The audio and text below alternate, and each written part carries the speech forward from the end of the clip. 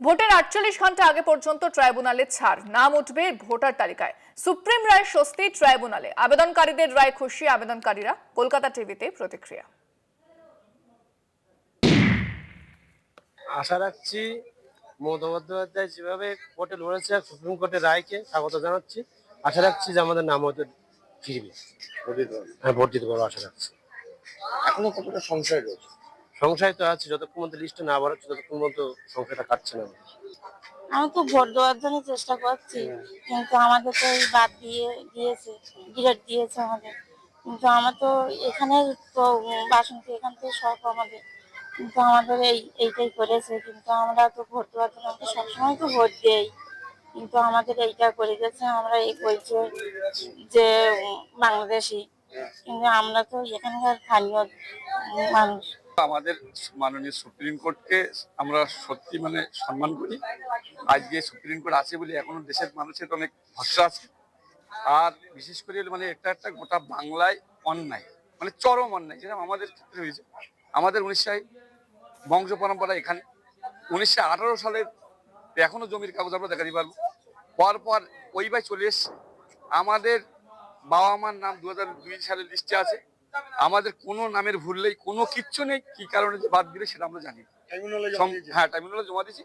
একদম সম্পূর্ণ অন্যায় আর গাদ্দারি, এটা আর কিচ্ছু না।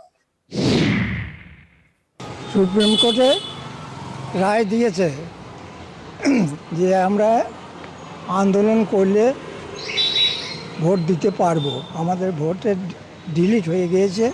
আমি তো বহুদিন ধরে ভোট দিয়ে আসছি এবং আমি এখানকারই ভোটার।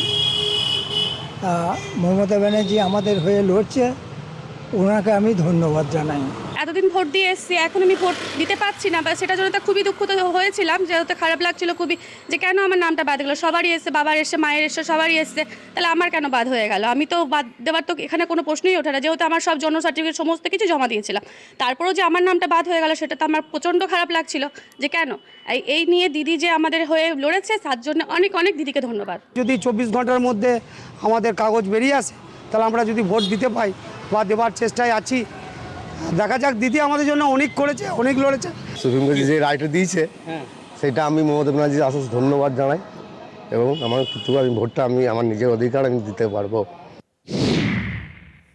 আশার আলো তো দেখতে পাচ্ছি, অনেকই আশা করছিও। এখনো সব ডকুমেন্টস দিয়েছেন? সমস্ত ডকুমেন্টস আমাদের জমা দেওয়া হয়েছে, যেহেতু আমরা বৈধ ভোটার হয়ে আগেও ভোট দিয়েছি। আমাদেরকে ভোটটা দিতে দিলে তো ভালোই হয়। আমাদের সবকিছু তো ডকুমেন্টস দেওয়া হয়েছে, প্রথমে সবকিছুই দেওয়া হয়েছিল, তারপরে যত ডকুমেন্টস চা হয়েছে সব দেওয়া হয়েছে।